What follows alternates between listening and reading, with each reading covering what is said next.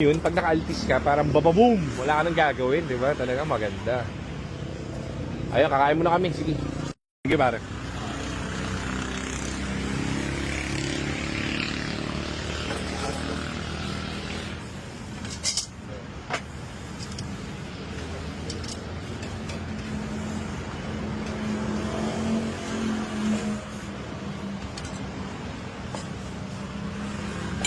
Habang nasa kainan kami guys, may tumawag sa amin. Client from last month, tama ba? Last month. So, EcoSport. So, meron siya issue doon sa kotse. Pinastandby ko na si Joseph para if ever, masiservice ni Joseph. So, ganun tayo dito. Kumpadre. Mabisa! Hintayin na natin yung tawag nung client natin. So, sa i-release namin ng mga 50 sasakyan, meron dyan magkakaroon ng something dun sa sasakyan. So, kailangan you be ready sa kanila. Tapos, tayo ay didiretso na ng... Saan tayo pupunta? Sa? Pililya. So, tayong Pililya.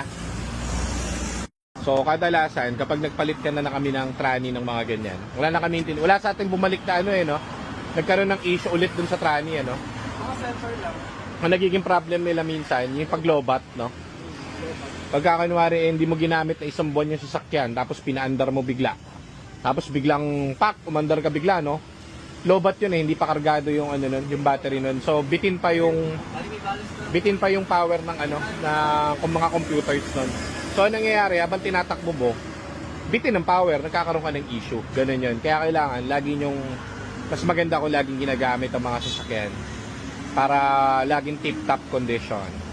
So, yan, kagaya niya, nakabili sila ng last month ago lang, wala pa kaming ganyan na na tumawag sa amin tapos ang problema, trani, walang ganun, Kasi puro nga bago yan. Ang nagiging problem nila doon, yung mga ganong senaryo.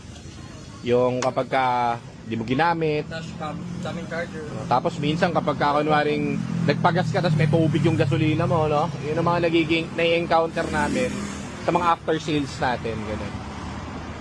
So at least ready tayo. Tayo natin tawag, tapos pagka tumawag yon, ibig sabihin, nag-fault ulit, papunta tayong tao dun sa kanila ngayon. Okay, ayan ma'am, wait nyo si Joselito if ever na hintayin natin yung tawag muna.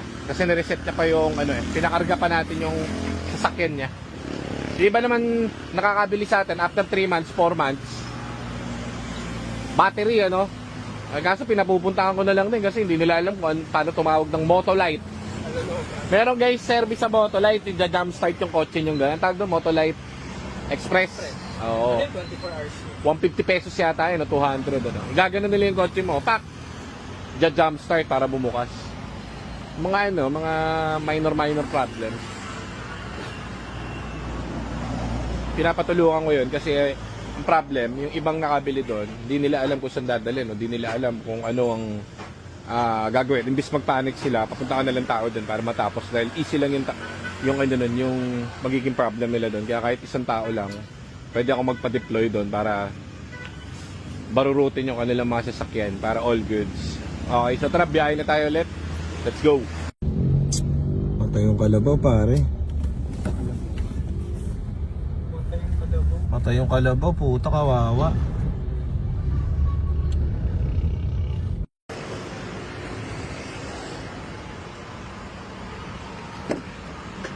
Binalikan nung tumawag. Pinatawagan ko na kay Nico. Ready na yung mechanic natin sa shop? Ready na mag-service. Mainit na yung mechanic natin. Gusto na umalis. Kaso hindi na kami binalik kasi ng client. Ayun na kaming tawagan ulit nung nakabili ng export. Ang baka nakapag-drive na. Baka na-restart na yung kotse and okay na. Kaso mabait na client namin. So kailangan siyang ipamonitor. Kahit na nabili nila yung dati pa, kailangan pa-monitor pa rin natin para maganda ang kanyang driving, di ba? Ganun. Tumawag kasi kanina, sabi parang may something daw. So malamang sa malamang yung mga sensor. Okay yan, nalupat. Tayo natin yung tawag guys. Abangan nyo. Ikaw na, Mark, ikaw na. Abangan din mo dyan. So, Ano po? EBS? dito na tayo sa Kung ABS kasi sir, Ayaw ko sa lugar ito, layo. 40 day lang po yan sir sa amin. Nata mo, oh. Tagyo ka dyan. Wala pa tayong stock sir eh. Ano po yan, 68. Ayun, diretso lang po kayo dito. Ito, Ayun yun, nakita ko na si sir. Ayan, sige sir. Baba ko na muna yung call sir. Bossing, thank you. Boss, salamat ah. Thank you sir. Sige po. Baka mo na dyan. Ayun si sir. Oo, ayun na. Ba't lagi pag court, inaris ang tawag? Ano ba ibig, ba't ganun? Dito, inaris lang lahat dito. Hindi, ano ibig sabihin ng inaris? Lahat, lahat ng ano, ganyan inaris, lahat ng gym sa Manila, puro ganun, inaris din. Apelido yun? Inaris. Ba't ganun lahat ng court inaris? Wala tumakalaban din. Ba't yung na-incheck, nakita na kayo? Asawa ni Bong Revilla, alam ko, ano yun, Inaris yun. Inaris? Si John Inaris. Asawa ni Bong Revilla, kapatid ni John Inaris. Para kang Bombay yung gumagano ka pa pag sasalita. Parang yung ulo mo. Para kang ano, 5'6" ah. Isa, nakangiti oh. Ay, patay tayo dito. Nakangiti si Sir. Patay tayo dito, Nico. Patay tayo dito, Nico. Ano tayo rito? Dali tayo rito. Andak ko po! Ayan na, nakita ko na. Nasa bungad. Patay tayo dito. Nakita ko na yung ningning sa mga mata ni Sir eh. Nakangiti. Nakangiti pare. Sa iyong ngiti. Patay tayo dito. Patay tayo rito. Out na agad kami guys, hindi namin tinignan. Kasalanan ko na. Sige, kasalanan ko. Totoo sa babiyahe. 3 oras kami pumayag para sa wala. Dahil sa'yo. Ano ko yun? Sige. I'll take responsibility. Hindi next naman.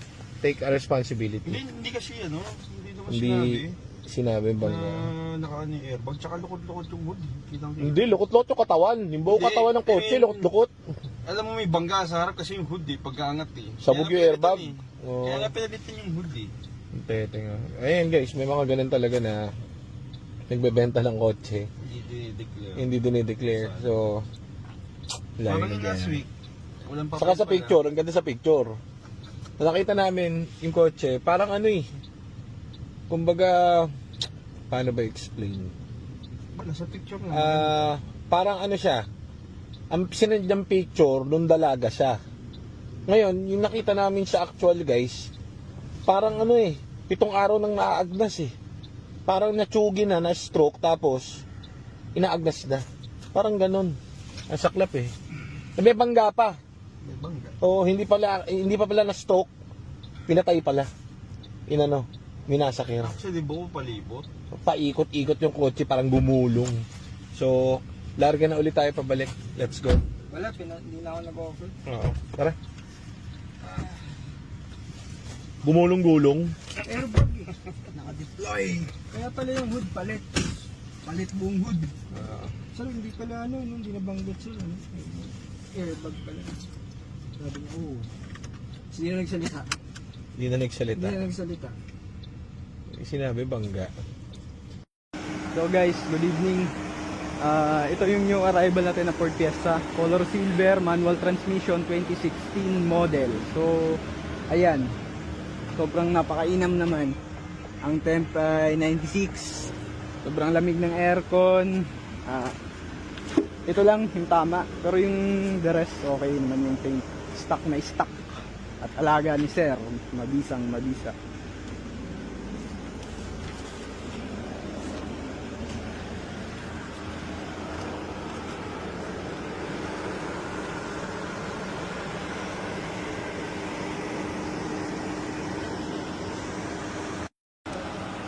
So, guys, meron tayong ngayong tinignan na Ford Fiesta na silver manual transmission dito sa Pasig.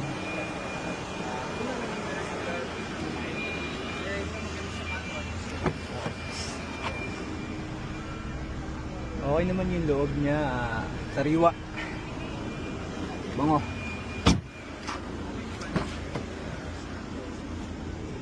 All goods pa naman, bagong set cover yung ano, mga upuan. So yan.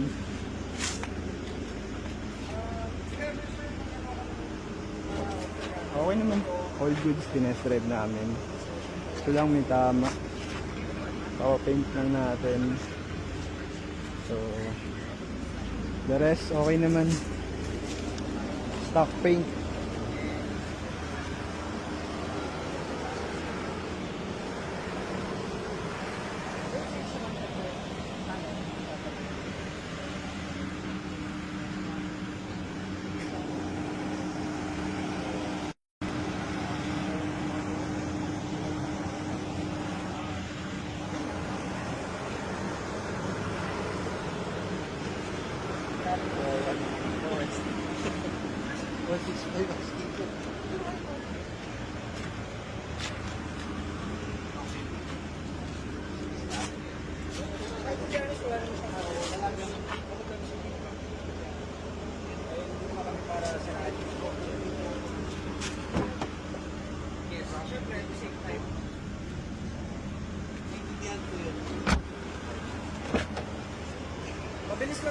Meron lang siyang nakailaw yung wrench icon niya, gawa ng nakakode yung auto sensor. Yun lang naman guys. So all good sa mga engine, maganda yung tunog.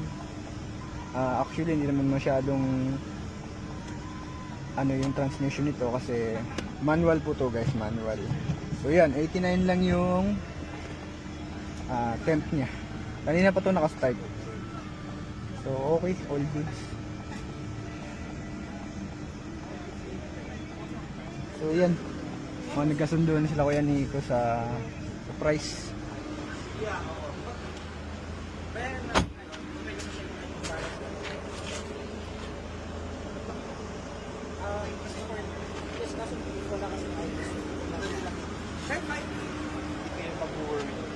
Actually, kung ma-provide nyo ngayon, ID. Kaya ko.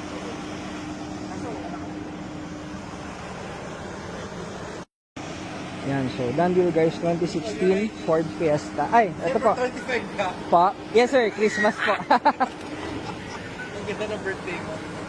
Tipid sa regalo. Maganda sir, pero para sa akin lugi. Okay. Lugi sa gift. Isa lang bibigay Opo. sa'yo. Ayun, okay na ata sir. Yeah. Tapos yung ano na lang Text tomorrow. mo sa akin yung Address. Yes po, yung office address po namin. Yes. Yeah. Tapos, ayun, picture na lang din po tayo. Please. Sige po. Ay, si Mark na lang. Okay. Sir, thank you so much sa mabilisang deal. Yeah, Kahit okay, medyo ginabi na po. Thank you so much po. Kami na pong bahala, sir. Thank you po.